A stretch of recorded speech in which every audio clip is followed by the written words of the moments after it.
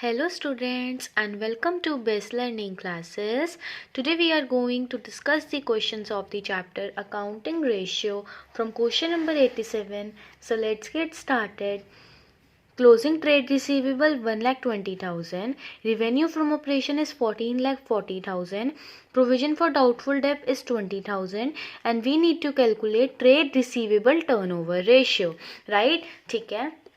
तो देखिए स्टूडेंट, सबसे पहले हम क्या करेंगे, जो भी रेशियो हमें कैलकुलेट करनी है उसका फॉर्मूला लिखेंगे। तो हमें trade receivable turnover ratio calculate करनी है, तो मैंने उसका फॉर्मूला लिखा क्रेडिट सेल्स डिवाइड में एवरेज ट्रेड रिसीवेबल। क्या इन दोनों में से कोई भी चीज़ मुझे क्वेश्चन में गिवन है?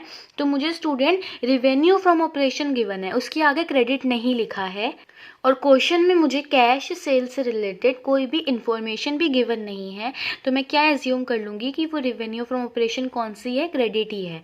क्योंकि स्टूडेंट अगर क्वेश्चन में हमें कुछ भी मेंशन नहीं है ना, तो हम खुद से नहीं सोचेंगे कि यार ये कैश की भी तो नहीं है इसमें इंक्लूडेड, बिकॉज कुछ भी हमें मेंशन नहीं है, तो हमने अपनी तरफ से कोई असम्पशन नहीं करनी, उसको सीधा सीधा उठा के आपने क्रेडिट रेवेन्यू फ्रॉम ऑपरेशन मान लिया, ठीक है। और इसके बाद प्रोविजन फॉर डाउटफुल डेब्ट्स को इग्नोर कर दीजिए। देन एवरेज ट्रेड रिसीवेबल की बात आई, तो इतना हमें पता है कि अगर ओपनिंग और क्लोजिंग गिवन हो तो हमें एवरेज निकालना है, बट अगर सिर्फ क्लोजिंग गिवन हो तो उसी को उठा के समझ लो कि वो एवरेज ट्रेड रिसीवेबल है। तो वो हमने रख दिया और अपनी रेशियो कैलकुलेट कर ली।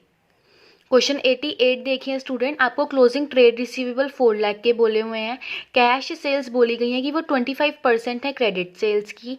Closing trade receivable opening trade receivable से ज़्यादा है। कितने ज़्यादा है? 2 लाख ज़्यादा है। नेट सेल्स आपको बता दी गई हैं। आपको trade receivable turnover ratio calculate करना है। तो अब देखिए स्टूडेंट, देखो आपको क्वेश्चन में क्या बोला गया, एक एक चीज़ को देखिए और फिर उसे करिए। सबसे पहले मुझे क्वेश्चन में क्लोजिंग ट्रेड रिसीवेबल गिवन थे 4 लाख के, मैंने वो मेंशन कर दिए। देन मुझे बोला गया था कि जो क्लोजिंग ट्रेड रिसीवेबल है ना, वो ओपनिंग ट्रेड रिसीवेबल से ज़्यादा है 2 लाख, ठीक है। तो मेरे को पता लग गया कि ओपनिंग ट्रेड रिसीवेबल 2 लाख के हैं। तो हम इसको क्रॉस चेक कैसे करेंगे कि भाई देख लो कि ओपनिंग ट्रेड रिसीवेबल से 2 लाख ज़्यादा है ना क्लोजिंग ट्रेड रिसीवेबल, तो यस मैम है, तो इट मीन्स हमने बिल्कुल सही लिखा है, ठीक है। उसके बाद स्टूडेंट्स आपको बोला गया है कि कैश सेल क्रेडिट सेल की 25% है, तो it means cash sale credit sales के ऊपर डिपेंडेंट है, तो मुझको क्रेडिट सेल को एक्स लेना पड़ेगा, है ना। ये चीज़ मैंने आपको बताई, क्योंकि कई बच्चों को इस चीज़ में भी डाउट होता है कि एक्स किस चीज़ को लेना है, तो वो मैंने आपको बताया। इसका 25% क्या हो गया, कैश सेल्स हो गई, और नेट सेल्स हमें क्वेश्चन में ऑलरेडी गिवन थी। और एज वी नो कि जो सेल्स होती हैं स्टूडेंट, उसमें कैश की सेल्स भी आती हैं और क्रेडिट की सेल्स भी आती हैं, तो हमने सबसे सिंपल वाला फॉर्मूला यहाँ पे मेंशन कर दिया।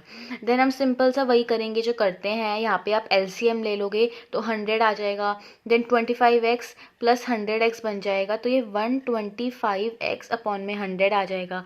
फिर अब मुझे x की वैल्यू निकालनी है, तो ये दोनों चीज़ों को मेरे को यहाँ से हटाना पड़ेगा।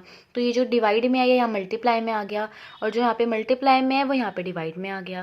देन आपकी सिंपल इसकी कटिंग करोगे तो आपके पास x की वैल्यू आ गई 12 lakh, and x is nothing but your credit sales. मुझे कैश सेल्स की वैल्यू निकालने की ज़रूरत नहीं है, बिकॉज मुझे जो रेशियो कैलकुलेट करना है उसमें कैश सेल्स की कोई भी नीड नहीं होती।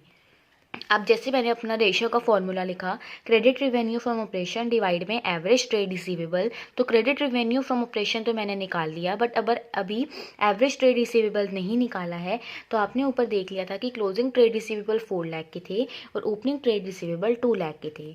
आप उसको 2 से डिवाइड करके एवरेज निकाल लोगे, बिकॉज जब भी क्वेश्चन में ओपनिंग और क्लोजिंग गिवन हो तो आपको एवरेज निकालनी पड़ेगी। आप सीधा क्लोजिंग को एवरेज नहीं मान सकते हो, ठीक है। तो हमने यहाँ पे 6 लाख प्लस करके आया, और जैसे कि हमें पता है कि ये नीचे वाला 2 या मल्टीप्लाई में आ जाता है न्यूमरेटर में, तो क्या होगा स्टूडेंट, आप इसकी कटिंग करना चाहो तो आप कटिंग कर लोगे, तो देखो ये 3 लाख बन जाएगा।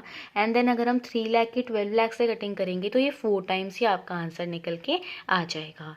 89 क्वेश्चन में देखिए क्या बोला है कि एक फर्म का जो नॉर्मली ट्रेड रिसीवेबल है ना, वो 2 मंथ्स क्रेडिट सेल के इक्वल होते हैं। मतलब जितने भी ट्रेड रिसीवेबल होते हैं वो 2 महीने की क्रेडिट सेल्स के इक्वल होते हैं, ठीक है। अब कमिंग ईयर में क्या हुआ, उन्होंने क्या एक्सपेक्ट किया कि उनकी क्रेडिट सेल्स इतनी हो जाएंगी, ठीक है, पूरे 1 साल में। तो वो बोल रहे हैं कि आप ये बता दो कि ट्रेड रिसीवेबल क्या होंगे। सी स्टूडेंट्स, उन्होंने आपको ये बोला है कि जो भी फर्म के ट्रेड रिसीवेबल होते हैं ना, वो 2 मंथ्स ऑफ क्रेडिट सेल्स के इक्वल होते हैं। यही चीज़ आपको क्वेश्चन में गिवन है, मैंने अपने आप से तो नहीं बनाई है, ठीक है। वो आपको कह रहे हैं कि भाई trade receivable at the end हमें कैलकुलेट करके दे दीजिए। तो भाई आपने जो हमें इन्फॉर्मेशन दिया हम उसी से निकाल लेते हैं। 2 मंथ्स क्रेडिट सेल के इक्वल होता है ना, तो क्रेडिट सेल के 2 मंथ्स मैंने निकाल लिया। अगर बोला होता 3 मंथ्स का है तो ऊपर 3 ले लेते। जितने भी मंथ्स का बोला होता है वो ऊपर आ जाता है और नीचे क्या आता है टोटल। तो 1 ईयर में कितने मंथ्स होते हैं? 12। सिंपल, आपके पास यहाँ पे आंसर निकल के आ गया। 90 क्वेश्चन में देखिए क्या बोला है कि mercury limited made credit sales of 4 lakh during the financial period. If the collection period is 36 days and the year is assumed to be 360 days, calculate trade receivable turnover ratio, average trade receivables and trade receivables at the end when trade receivable at the end are more than that the beginning by 6000। First case में आपको simply trade receivable turnover ratio निकालना है। Second case में आपको average trade receivable निकालना है, मतलब ये दोनों चीज़ें कैलकुलेट करनी है। और तीसरी चीज़ में वो आपको ये कह रहे हैं कि जो क्लोजिंग ट्रेड रिसीवेबल है ना, वो ओपनिंग ट्रेड रिसीवेबल से कितने ज़्यादा है? 6000 ज़्यादा है, ठीक है। तो देखिए स्टूडेंट, मैंने क्या लिखा, सबसे पहले मैंने डेप्ट कलेक्शन पीरियड का यहाँ पे फॉर्मूला लिखा। रीज़न क्या है? तो कि क्वेश्चन में कलेक्शन पीरियड गिवन है तो हमें वो फॉर्मूला यहाँ पे यूज़ करना पड़ेगा। तो क्या फॉर्मूला होता है? Number of days divide by trade receivable turnover ratio. तो आपको कितना गिवन है? कलेक्शन पीरियड 36, ठीक है। 36 आप यहाँ पे डायरेक्टली मेंशन करोगे। देखो यहाँ पे 36 डेज है ना, इसीलिए हमने यहाँ पे भी नंबर ऑफ डेज लिखा है। तो आपको यहाँ पे बार बार डेज लिखने की नीड नहीं है, ओके। अब मैंने यहाँ पे नंबर ऑफ डेज कैसे निकाले? क्वेश्चन में गिवन थे। देखो आप ये नहीं सोचोगे कि 1 ईयर में तो 365 डेज होते हैं, क्या सीन है। क्वेश्चन में गिवन है, डायरेक्टली उठा के यहाँ पे पुट कर दो। ट्रेड रिसीवेबल टर्नओवर रेशियो नहीं है, आपको कैलकुलेट करनी है, तो सिंपली उधर चला जाएगा और 36 इधर आ जाएगा, तो आपके पास ये 10 टाइम्स निकल के आ गई, ठीक है। ट्रेड रिसीवेबल टर्नओवर रेशियो जो कि हमें केस नंबर 1 में निकालनी थी, ठीक है। केस नंबर 2 में वो आपको बोल रहे थे कि एवरेज ट्रेड रिसीवेबल निकालो। तो student trade receivable turnover ratio का फॉर्मूला लिख दो। लेकिन देखो आपके पास ये भी है, ये भी आपने निकाल लिया, 2 चीज़ें हैं, तीसरी निकल ही जाएगी। तो सेम हमने वही किया, इसको इधर ले गए और उसको इधर ले आए, तो आपके पास एवरेज ट्रेड रिसीवेबल 40,000 के आ गए, ठीक है। अच्छा, अब देखो इसके बाद लास्ट वाले केस में ये बोला था कि जो trade receivable at the end है वो ओपनिंग से कितने ज़्यादा है? 6000 ज़्यादा है। तो स्टूडेंट इसका मतलब ये हुआ कि closing trade receivable opening trade receivable के ऊपर डिपेंडेंट है, तो इसलिए मैंने ओपनिंग ट्रेड रिसीवेबल को एक्स लिया, क्लोजिंग ट्रेड रिसीवेबल उससे 6000 ज़्यादा मैंने लिख दिए, और एवरेज ट्रेड रिसीवेबल की वैल्यू निकालने के लिए मैंने ओपनिंग प्लस क्लोजिंग डिवाइड में 2 कर दिया। एवरेज ट्रेड रिसीवेबल मैं ऑलरेडी कैलकुलेट कर चुकी हूँ। ओपनिंग ट्रेड रिसीवेबल की जगह मैंने एक्स रखा जो कि मैंने एज्यूम किया है, और क्लोजिंग की जगह मैंने एक्स प्लस 6000 रखा। एक्स प्लस एक्स 2x हो गया, प्लस 6000 एज इट इज़ आया, और जो ये 2 यहाँ पे डिवाइड में था उसको मैं यहाँ पे मल्टीप्लाई में ले गई, ठीक है। इसके बाद मैंने क्या किया, ये जो प्लस वाला है उसको मैं उधर माइनस में ले गई, तो ये 74,000 बन गया, और जो ये मल्टीप्लाई का था ये यहाँ डिवाइड में आ गया, जो कि बहुत ही सिंपल मैथ्स है। आई डोंट थिंक इसमें कोई भी डाउट होगा। और फिर इसको मैंने सॉल्व किया तो मेरे पास 37,000 ओपनिंग इन्वेंट्री आ गई, और क्लोजिंग इन्वेंट्री निकालने के लिए मैंने उसमें 6,000 प्लस कर दिया। अब देखिए 91 क्वेश्चन के लिए जो अलग अलग केसेस हैं अपने पास बुक ओपन करके रखिएगा। एक बार पहले हम क्वेश्चन समझ लेते हैं, देन मैं आपको समझा दूंगी सारे। तो देखो ट्रेड रिसीवेबल टर्नओवर रेशियो निकालनी है आपको। नेट क्रेडिट सेल्स और एवरेज ट्रेड रिसीवेबल गिवन है तो डायरेक्टली आ जाएगा। फर्स्ट केस में तो कुछ भी फाइंड आउट करने की नीड नहीं है। अच्छा, केस नंबर 2 में क्या है, आपको नेट सेल्स तो बता दी गई है पर कैश रेवेन्यू फ्रॉम ऑपरेशन बताया गया है, क्रेडिट नहीं है तो वो निकालना पड़ेगा। फिर आपको ओपनिंग और क्लोजिंग ट्रेड रिसीवेबल बताए गए हैं तो आपको इनकी एवरेज निकालनी पड़ेगी, ठीक है। केस नंबर 3 की बात करें तो COGS बता दिया और ग्रॉस प्रॉफिट बता दिया, तो आपको क्या करना पड़ेगा, इसी से सेल्स निकालनी पड़ेगी वो वाला फॉर्मूला यूज़ करके, ठीक है ना। और ओपनिंग और क्लोजिंग ट्रेड रिसीवेबल्स की हेल्प से इनकी एवरेज निकालनी पड़ेगी। और लास्ट वाले केस में क्या है, आपको COGS बता दिया है, ग्रॉस प्रॉफिट बता दिया गया है, और बोला गया है कि कैश सेल 25% है नेट क्रेडिट सेल्स की। तो बस ये एक चीज़ इसमें बढ़ गई। देखो इसमें क्या था, आपके पास जो डायरेक्टली सेल्स आएंगी ना, आप उनको क्या मान लोगे, देखो यहाँ पे भी बोला गया है कि कैश सेल 20% है टोटल सेल्स की, तो इस इट मीन्स जो 80% बाकी की बची होंगी वो क्रेडिट सेल्स होंगी, तो 80% क्रेडिट मान लोगे। सेम वे में यहाँ पे आप क्या करोगे, नेट क्रेडिट सेल्स को एक्सलेक्ट करके फिर आप क्रेडिट सेल्स की वैल्यू निकाल लोगे, ठीक है, और ओपनिंग और क्लोजिंग की हेल्प से इनकी एवरेज भी निकालोगे। तो देखो स्टूडेंट, केस नंबर 1 जो कि मैंने बताया कि सबसे सिंपल है, आपने सीधा ऊपर नेट क्रेडिट सेल्स की वैल्यू पुट कर दी, क्वेश्चन में गिवन थी, एवरेज ट्रेड रिसीवेबल की वैल्यू गिवन थी, पुट कर दिया, आपके पास यहाँ पे निकल गया, राइट। देखो केस नंबर 2 में स्टूडेंट ये था कि देखो नेट सेल्स आपको बता दी गई और बोला गया कि कैश सेल्स उसमें से कितनी है, मुझे चाहिए क्रेडिट सेल। देखो हमें ये फॉर्मूला पता है कि जो ये टोटल सेल्स होती है ना, ये cash sales plus credit sales के इक्वल होती हैं, मुझे ये चाहिए है, तो मैंने इसको इधर रखा और एक कैश सेल्स को मैं उधर माइनस में ले गई। तो देखो ये वही बन गया फॉर्मूला, नेट सेल्स की वैल्यू थी, कैश सेल्स की वैल्यू थी, आपके पास क्रेडिट सेल की वैल्यू आ गई, क्योंकि हमें तो यही चाहिए। अब बात आती है एवरेज ट्रेड रिसीवेबल की, तो opening plus closing divide by 2 कर दीजिए। ओपनिंग ट्रेड रिसीवेबल 2 लाख के गिवन है और क्लोजिंग ट्रेड रिसीवेबल जो है आपको 6 लाख के गिवन है। 6 + 2 gives you 8, 8 divide by 2 4 lakh आ गया। नेट क्रेडिट सेल्स आपने निकाल ली, एवरेज ट्रेड रिसीवेबल आपने निकाल लिए, पुट कर दिया, आपके पास रेशियो आ गई, ठीक है ना। अब देखिए केस नंबर 3 में क्या है, इसमें ना COGS और ग्रॉस प्रॉफिट वाला आ गया। तो स्टूडेंट देखो सिंपल से सिंपल वे यूज़ किया करो, ग्रॉस प्रॉफिट ऑन कॉस्ट 25% बोला गया है, तो ग्रॉस प्रॉफिट कॉस्ट का 25% है, ठीक है, और COGS आपके पास है, आपने उसकी वैल्यू पुट कर दी, तो आपके पास ही ग्रॉस प्रॉफिट निकल गया। अब अपना ये सिंपल वाला फॉर्मूला यूज़ कर लो कि gross profit is equal to net sales minus में कॉस्ट। भाई जितनी भी सेल्स होंगी तो वो ज़्यादा ही होंगी, तभी आपको प्रॉफिट हुआ होगा ना कॉस्ट से, तो इसीलिए ये फॉर्मूला बन जाता है। तो ये बहुत लॉजिकल चीज़ें हैं, है ना। तो अब नेट सेल्स आपके पास नहीं है, बट ग्रॉस प्रॉफिट आपने निकाल लिया और COGS क्वेश्चन में था, दोनों चीज़ों की वैल्यू पुट करके आपके पास नेट सेल्स आ गया। तो क्या मैम हमें नेट सेल्स को सीधा क्रेडिट सेल्स मान ले? नहीं मान सकते हैं, क्योंकि क्वेश्चन में बोला गया है कि जो कैश सेल्स है वो 20% है पूरी सेल्स की, तो बाकी की बची हुई 80% क्रेडिट सेल्स होंगी। तो आपके पास 2 वेज हैं, या तो सीधा इसका 80% निकाल दो, वो भी क्रेडिट सेल्स आ जाएगा, या अगर ऐसा नहीं करना चाहते हो तो यही अपना फॉर्मूला यूज़ कीजिए कि नेट सेल्स की वैल्यू रखी है, कैश सेल्स में 20% ऑफ टोटल सेल्स रखी हैं और credit sales as it is रखी हैं, क्योंकि इसके बारे में हमें कोई भी इन्फॉर्मेशन नहीं है। अब मैंने इसको एक्स क्यों नहीं लिया, क्योंकि स्टूडेंट कोई फ़ायदा नहीं है ना, और ये इसके ऊपर कुछ भी डिपेंडेंट भी नहीं है, है ना, तो कुछ भी लेने की नीड नहीं थी। ओके ओके तो अब हमने यहाँ पे वैल्यू कैलकुलेट करेंगे, तो ये 75,000 आएगी। क्रेडिट सेल निकालने के लिए प्लस वाले को उधर माइनस में ले जाओगे तो 3 लाख वैल्यू आ जाएगी, ठीक है। ओके अब इन्वेंट्री टर्नओवर रेशियो का क्या फॉर्मूला होता है, नेट क्रेडिट सेल्स जो आपने यहाँ पे निकाल ली डिवाइड में average trade receivable. Opening 50,000 given थे, क्लोजिंग 1 लाख के गिवन थे, 1,50,000 आ गया, ये नीचे वाला 2 ऊपर जाके न्यूमरेटर में मल्टीप्लाई हो गया, तो आपके पास इन्वेंट्री टर्नओवर रेशियो 4 टाइम्स आ गई। अब देखो केस नंबर 4 में क्या है स्टूडेंट, देखो मैंने फिर वही फॉर्मूला यूज़ किया कि gross profit is equals to net sales minus में COGS। क्वेश्चन में बोला गया था कि जो ग्रॉस प्रॉफिट है ना वो सेल्स के ऊपर 20% है। देखो इस बार सिनेरियो थोड़ा सा चेंज हुआ, इस बार वो सेल्स के ऊपर डिपेंडेंट हुआ, पिछले वाले क्वेश्चन में वो COGS के ऊपर डिपेंडेंट था, तो इसीलिए मैंने ग्रॉस प्रॉफिट जब नेट सेल्स के ऊपर डिपेंडेंट था तो मैंने नेट सेल्स को एक्सलेट किया, एक्स उसका 20% ग्रॉस प्रॉफिट हो गया, और COGS जो है वो मेरे पास क्वेश्चन में डायरेक्टली 4,50,000 का गिवन था, ठीक है। फिर मैंने क्या किया, ये माइनस वाले को मैं उधर ले गई तो ये प्लस हो गया, और ये 20/100 जो प्लस का था वो इधर आके माइनस हो जाएगा। तो देखो स्टूडेंट अल्टीमेटली हो क्या जाएगा, x माइनस में 20x अपॉन में 100, LCM लोगे ना यहाँ पे तो ये 100x माइनस में 20x आ जाएगा और डिवाइड में 100 रहेगा, तो 100 माइनस 20 80x अपॉन में 100 बन जाएगा, ठीक है ना। और 4,50,000 तो आपका है ही है वहाँ पे। उसके बाद अब मुझे यहाँ पे x अकेला चाहिए, तो ये डिवाइड वाला मल्टीप्लाई में आ गया और मल्टीप्लाई वाला डिवाइड में आ गया। इसको सॉल्व आउट करके आपके पास नेट सेल्स की वैल्यू आ गई। अब ये नेट सेल्स भी डायरेक्टली क्रेडिट सेल्स तो नहीं है, क्योंकि क्वेश्चन में बोला गया है कि कैश सेल्स 25% है नेट क्रेडिट सेल्स की, तो कैश सेल क्रेडिट सेल्स के ऊपर डिपेंडेंट हुई, तो मुझे किस चीज़ की वैल्यू को लेट करना है, क्रेडिट सेल्स की। अब मैं x तो लेट नहीं कर सकती, क्योंकि x अभी ऊपर मैंने नेट सेल्स को लिया, इसीलिए मैंने यहाँ पे क्रेडिट सेल्स को वायलेट किया, और क्रेडिट सेल्स का 25% कैश सेल्स है और नेट सेल्स तो है ही है, और ये फॉर्मूला तो हमें पता ही है कि net sales is equals to cash plus credit sales.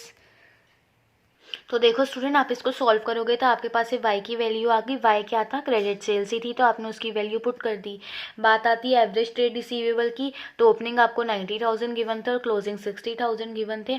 दोनों को प्लस करके 1,50,000 आया, 2 से डिवाइड किया तो 75,000 आ गया। वैल्यू पुट कर दी, आपके पास इन्वेंट्री टर्नओवर रेशियो कैलकुलेट हो गया। अब देखो 92 क्वेश्चन में आपसे ट्रेड रिसीवेबल टर्नओवर रेशियो बोला गया है कि कैलकुलेट भी करो, और उसके बाद हमें बताओ कि इन सारी चीज़ों से जो ट्रेड रिसीवेबल टर्नओवर रेशियो है वो इंक्रीज़ होगा, डिक्रीज़ होगा या फिर चेंज नहीं होगा। तो पहले हम इसे ट्रेड रिसीवेबल टर्नओवर रेशियो निकालेंगे और फिर एक एक करके समझेंगे, ठीक है। तो देखो student, trade receivable turnover ratio का फॉर्मूला क्या होता है? नेट क्रेडिट सेल डिवाइड में एवरेज ट्रेड रिसीवेबल। तो क्या मेरे पास नेट क्रेडिट सेल्स है? हाँ है, 8 लाख की। एवरेज ट्रेड रिसीवेबल डायरेक्टली नहीं है, बट आपके पास ओपनिंग प्लस क्लोजिंग है, उसको 2 से डिवाइड कर लोगे तो आपके पास आ जाएंगे, ठीक है ना। ये 3,20,000 आएगा, 2 से डिवाइड करोगे तो 1,60,000 आ जाएगा, ठीक है। रेशियो कैलकुलेट करेंगे तो 5 टाइम्स आ जाएगी। अब केस नंबर 1 की बात करते हैं। केस नंबर 1 में बोला है कलेक्शन फ्रॉम ट्रेड रिसीवेबल। अब खुद सोचो, अगर आपके पास ट्रेड रिसीवेबल से क्या होगा? पैसा आएगा, कलेक्शन होगी। स्टूडेंट, क्रेडिट सेल्स का मतलब क्या होता है कि आपने ना कुछ सेल्स करी, क्रेडिट पे करी, ठीक है। अभी तक उनके पैसे आपके पास नहीं आए, और वो सेल्स के पैसे नहीं आए, इसीलिए आपके पास ट्रेड रिसीवेबल बने हुए हैं। तो जब वो पैसे आ गए तो क्रेडिट सेल्स कम हो गई, क्रेडिट सेल्स कम हुई है, राइट। क्रेडिट वाली सेल्स कम हुई हैं, ये बात का ध्यान रखिए, क्योंकि वो क्रेडिट पे की हुई थी, ठीक है। वो कम हुई, और साथ में हमारे ट्रेड रिसीवेबल भी कम हुए, क्योंकि उन्होंने अब हमें पैसा दिया, तो हम जितना उन्होंने दे दिया उतना कम करेंगे, उसकी जगह हम क्या बढ़ा देंगे? कैश बढ़ा देंगे, है ना। तो ये चीज़ें थोड़ा लॉजिकली सोचा करो। तो ये दोनों चीज़ें कम हो गई, और कम ओपनिंग वाला नहीं हुआ, ओपनिंग वाले पे कोई इफेक्ट नहीं पड़ा। जो साल की शुरुआत में था वो अभी भी उतना ही है, बट जो एंड वाला है वो कम हो गया जब उन्होंने हमें पे किया, तो वो मैंने कम कर दिया। और जब मैंने कैलकुलेट किया तो मेरे पास रेशियो 5.42 टाइम्स आ गई, ठीक है। जो कि पहले 5 टाइम्स या 5.42 टाइम्स हो गई, तो ये इंक्रीज हो गई रेशियो, ठीक है। अच्छा, केस नंबर 2 में क्या है? Credit revenue from operation that is credit sale. भाई आपने क्रेडिट सेल्स करी, उसका उल्टा समझ लो, क्रेडिट सेल्स करी तो इतना तो ऑब्वियस है कि आपकी क्रेडिट सेल्स तो बढ़ेंगी बढ़ेंगी। क्रेडिट सेल्स करोगे तो आपका एवरेज ट्रेड रिसीवेबल बढ़ेगा। देखो, जो ट्रेड रिसीवेबल था, जो कि मैंने बताया था कि ये वाइट टर्म है ना, इसके अंदर डेटर्स भी आते हैं और इसके अंदर बिल रिसीवेबल भी आते हैं। तो अब देखो, आपके बेशक डेटर बढ़े हों या बिल रिसीवेबल बढ़े हों, दोनों केसेस में ट्रेड रिसीवेबल इंक्रीज होते हैं क्रेडिट सेल से। ये बात तो बहुत लॉजिकल है। तो आपने ये भी इंक्रीज कर दिया। ओपनिंग पे कोई इफेक्ट नहीं डालोगे, सिर्फ क्लोजिंग इंक्रीज करोगे। आपने रेशियो कैलकुलेट करी तो वो 4.4 टाइम्स आ गई, पहले 5 टाइम्स थी, तो अब क्या हो गई? डिक्रीज हो गई। केस नंबर 3 में देखिए, आपको बोला गया है कि सेल्स रिटर्न हो गया। स्टूडेंट देखो, सेल्स रिटर्न होगी मतलब पहले उन्होंने हमसे खरीदा था, अब वो वापस दे के गए हैं। तो देखो क्या हुआ, आपकी सेल्स भी कम होगी, अब वो पैसा भी नहीं देंगे, भाई वो वापस दे गए तो they will not give you money, right. तो आप उतने से अपने क्लोजिंग ट्रेड रिसीवेबल भी कम कर दो, तो आपकी रेशियो 5.2 टाइम्स हो गई। पहले 5 टाइम्स थी, अब 5.2 हो गई, तो ये इंक्रीज हो गई, है ना। नेक्स्ट वाले में बोला है क्रेडिट परचेज। तो स्टूडेंट, क्रेडिट परचेजेस हुई हैं। देखो, परचेजेस से ना ही ट्रेड रिसीवेबल पे कोई फ़र्क पड़ेगा और ना ही क्रेडिट सेल्स पे कोई फ़र्क पड़ेगा, तो नो चेंज, ठीक है।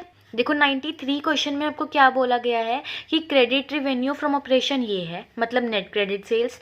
ट्रेड रिसीवेबल टर्नओवर रेशियो ये है। आप हमें ओपनिंग और क्लोजिंग ट्रेड रिसीवेबल निकाल के दे दो, ठीक है। और ये बोल दिया कि जो ट्रेड रिसीवेबल क्लोजिंग वाले हैं ना, वो बिगिनिंग वाले से कितने ज़्यादा हैं? 7,000 ज़्यादा है। तो अब देखिए स्टूडेंट, आपको क्या बोला गया कि क्रेडिट सेल्स इतनी है, ठीक है। अब देखो क्या था कि जो क्लोजिंग वाला था ना, वो ओपनिंग वाले के ऊपर डिपेंडेंट था, तो मैंने ओपनिंग वाले को एक्सलेट किया और क्लोजिंग वाला उससे 7,000 ज़्यादा हो गया ट्रेड रिसीवेबल, ठीक है। अब क्या है? ट्रेड रिसीवेबल टर्नओवर रेशियो का formula net credit sales divide में एवरेज ट्रेड रिसीवेबल। अब ट्रेड रिसीवेबल टर्नओवर रेशियो मुझे क्वेश्चन में गिवन थी, नेट क्रेडिट सेल्स मेरे पास क्वेश्चन में थी, और एवरेज क्या हो गया? ओपनिंग प्लस क्लोजिंग डिवाइड में 2, वो आपने लगा दिया। तो देखो, ये x plus x 2x plus 7,000 हो गया, और ये जो डिवाइड वाला 2 है, ये न्यूमरेटर के साथ आके मल्टीप्लाई हो गया। उसके बाद हमने क्या किया? इसको सॉल्व आउट किया, सिंपल अपनी मैथ्स यूज़ करी, ठीक है। तो वो आपने यहाँ पे वैल्यू जो है वो निकाल ली। देखो 8 जैसे यहाँ मल्टीप्लाई में था, तो वो यहाँ पे क्या हो गया? डिवाइड में आ गया, ठीक है। उसके बाद जब आपने इसकी कटिंग की तो ये वैल्यू आई, ये प्लस वाला 7,000 या मल्टीप्लाई में आ गया, फिर ये 2 यहाँ पे मल्टीप्लाई में था तो डिवाइड में आ गया, तो आपके पास इससे एक्स की वैल्यू आई and x is nothing but your opening trade receivable, opening trade receivable की वैल्यू आ गई। देन क्लोजिंग उससे 7,000 ज़्यादा थे तो वो आपने कैलकुलेट कर लिया। Now question 94 student, last question for this video. आपको ओपनिंग और क्लोजिंग ट्रेड रिसीवेबल निकालने हैं, ठीक है, और आपको बोला गया है कि trade receivable turnover ratio 3 times है। कैश जो सेल्स हैं वो 1/3 है क्रेडिट सेल्स के। Cost of revenue from operation आपको बता दिया। ग्रॉस प्रॉफिट बोला गया है कि 25% है सेल्स का, और जो क्लोजिंग ट्रेड रिसीवेबल है वो 3 टाइम्स ज़्यादा है ओपनिंग ट्रेड रिसीवेबल से। बहुत सारी इन्फॉर्मेशन दी गई है। तो देखो स्टूडेंट, क्या बोला गया था आप लोगों को कि ग्रॉस प्रॉफिट और सीओजीएस से रिलेटेड इन्फॉर्मेशन गिवन है ना, तो मैंने सबसे पहले यही फॉर्मूला लिखा। अब मुझे नहीं लगता कि मुझे ये बताने की ज़रूरत है कि ये फॉर्मूला कैसे आया, बहुत बार मैं बता चुकी हूँ, ठीक है। अच्छा, अब ग्रॉस प्रॉफिट बोला गया है कि 25% है ऑफ रिवेन्यू फ्रॉम ऑपरेशन का। तो ग्रॉस प्रॉफिट नेट सेल्स के ऊपर डिपेंडेंट है, तो मैंने नेट सेल्स को एक्सलेक्ट किया। ग्रॉस प्रॉफिट 25% हो गया सेल्स का, आपने वो लिख दिया। स्टूडेंट देखो, ये जो माइनस का था ना, इसको हम अपोजिट साइड ले गए, और जो ये प्लस का था इसको हम माइनस में ले आए। फिर जब आप इसको सॉल्व करोगे ना एलसीएम लेके, तो ये 75x अपॉन में 100 आ जाएगा, ठीक है। अब क्या करेंगे, हमें x चाहिए, तो ये दोनों चीज़ें यहाँ से हटानी पड़ेंगी। तो डिवाइड वाला मल्टीप्लाई में ले आओ और मल्टीप्लाई वाला डिवाइड में ले आओ, इसे सॉल्व करो, आपके पास वैल्यू आ जाएगी, ठीक है। उसके बाद स्टूडेंट आपको क्वेश्चन में ना बोला गया है कि जो कैश रेवेन्यू फ्रॉम ऑपरेशन है ना वो 1/3 है क्रेडिट का, तो मुझे तो क्रेडिट वाला चाहिए। तो देखो, आपने अभी यहाँ से नेट सेल्स निकाल ली। अब इस टोटल सेल्स में कैश और क्रेडिट दोनों सेल्स आती हैं। टोटल सेल्स की वैल्यू आपने पुट की, कैश सेल्स क्रेडिट सेल्स के ऊपर डिपेंडेंट है, तो इसीलिए मैंने क्या किया, मैंने क्रेडिट सेल्स को एक्सलेक्ट किया। इसका 1/3 क्या है, कैश सेल्स है, तो वो आपने रख दिया, ठीक है ना। उसके बाद हमने क्या किया, हमने इसका एलसीएम लिया। तो जब आप इसका एलसीएम लोगे तो डिवाइड में 3x + 3x बन जाएगा, तो ये 4x/3 आ जाएगा, ठीक है। इक्वल्स टू में 4 लाख तो है ही है, ठीक है। उसके बाद हमने क्या किया स्टूडेंट्स, देखो ये जो 3 था ये यहाँ पे डिवाइड में था, तो उसको मल्टीप्लाई में ले आए, और ये मल्टीप्लाई वाले को यहाँ डिवाइड में ले आए। इससे आपके पास ये x की वैल्यू आ गई, और x क्या है, क्रेडिट सेल्स है, वो आपके पास यहाँ पे निकल गई। अब मुझे कैश सेल्स निकालने की ज़रूरत नहीं है, क्योंकि उसकी कोई ज़रूरत ही नहीं होती है इस फॉर्मूला में। अब मुझे नेक्स्ट में गिवन था, देखो अब आपने क्या किया, आपने कैश जो रिवेन्यू फ्रॉम ऑपरेशन वाला फर्स्ट पॉइंट था उसका यूज़ कर लिया, COGS का यूज़ कर लिया, ग्रॉस प्रॉफिट वाले का यूज़ कर लिया। लास्ट पॉइंट रह गया ओपनिंग और क्लोजिंग ट्रेड रिसीवेबल वाला। तो मुझे उसमें देख के ये दिख रहा है कि जो क्लोजिंग ट्रेड रिसीवेबल है ना वो ओपनिंग ट्रेड रिसीवेबल के ऊपर डिपेंडेंट है, ठीक है। तो इसलिए मैंने क्या किया, मैंने ओपनिंग ट्रेड रिसीवेबल को एक्सलेक्ट कर लिया, ठीक है। वो बोला गया है कि वो ओपनिंग ट्रेड रिसीवेबल से 3 टाइम्स ज़्यादा है, तो मतलब 4x हो गया ना स्टूडेंट। तो देखो यहाँ पे मैंने 4x मेंशन करा। तो देखो trade receivable turnover ratio question में गिवन थी, नेट क्रेडिट सेल्स आपने अभी निकाल ही ली, वो आपने रख दिया, और average trade receivable opening plus closing, this is your 4x/2। ये जो यहाँ पे होता है ये यहाँ पे मल्टीप्लाई में आ जाता है ना student, and 4x + x is 5x, तो ये डिवाइड में था तो मैं उसको यहाँ मल्टीप्लाई में ले गई, है ना। अब x की वैल्यू निकालनी है तो ये दोनों चीज़ें यहाँ से हटा लो, तो 3 और 5 दोनों मल्टीप्लाई में थे तो वो यहाँ डिवाइड में आ गए।